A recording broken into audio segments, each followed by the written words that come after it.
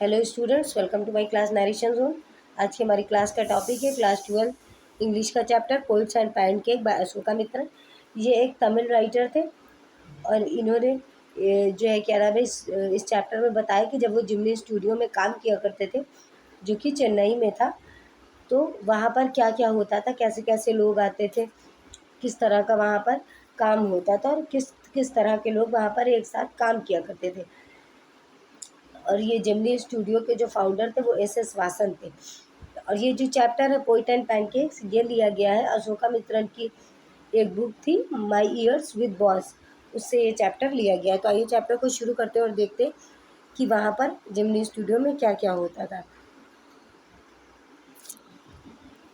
तो चैप्टर शुरू होता है, अशोका मित्रा बताते हैं कि जेमिनी स्टूडियो में जो एक बहुत ही पॉपुलर मेकअप ब्रांड थी पैनकेक्स, जो बहुत ज़्यादा इस्तेमाल होता था और वहाँ पर भर भर के ये पैनकेक्स आया करता था एक्टर एक्ट्रेसेस के लगाने के लिए।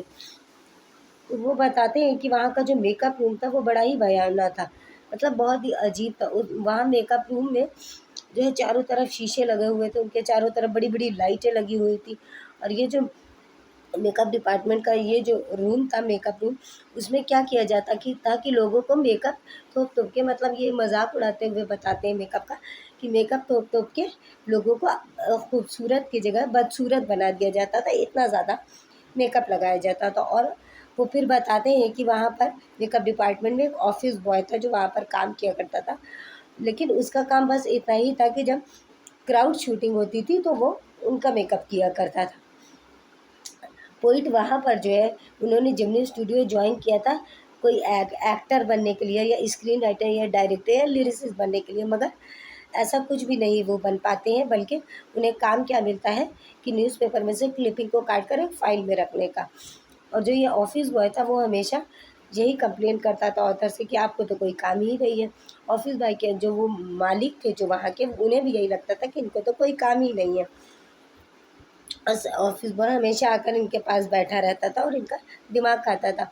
और ऑथर हमेशा ये दुआ करते थे कि क्राउड शूटिंग हो और ये ऑफिस बॉय जाए यहाँ से।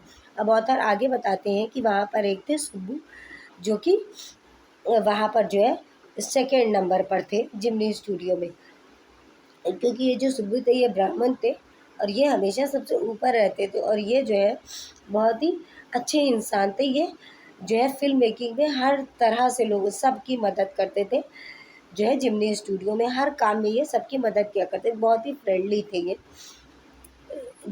शूटिंग में किसी को ज़रूरत है या डायरेक्टिंग में किसी को ज़रूरत है, किसी भी पार्ट में कहीं भी किसी को ज़रूरत है, और तो ये सबकी जाकर सुबह मदद किया करते थे। ये बहुत ही अच्छे इंसान थे, बहुत ही लॉयल और फ्रेंडली थे। और ये इन्हें जो है पोइट्री भी आती थी, तो ये स्टोरी डिपार्टमेंट में भी काम किया करते थे। और स्टोरी डिपार्टमेंट में एक और इंसान था जो कि लॉयर था, जो कि लीगल कंसल्टेंट था वहाँ का।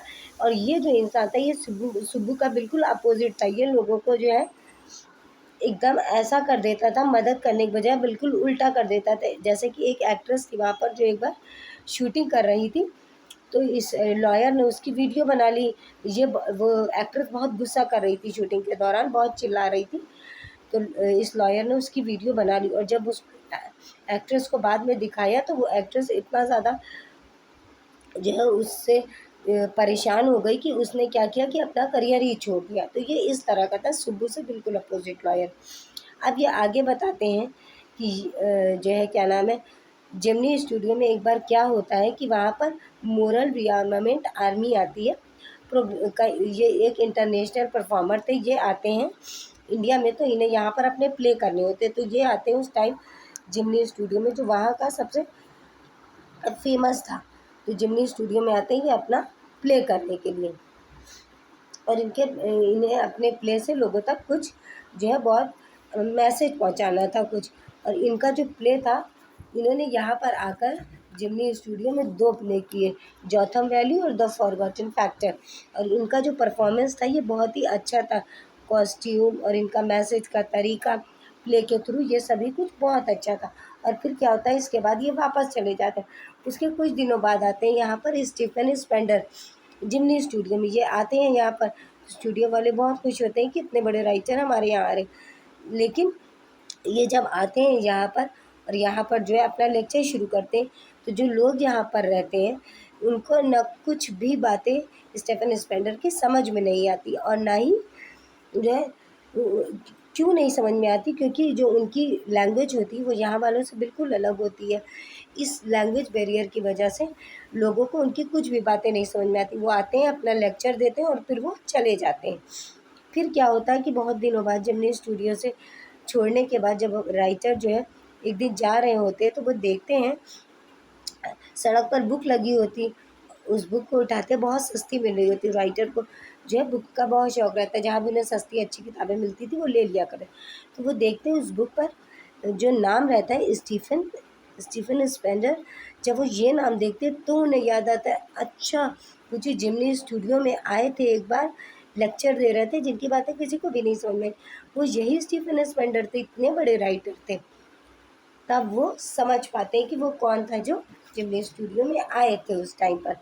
और बस यहीं पर ये चैप्टर एंड होता है। Thanks for watching and please do like share and subscribe.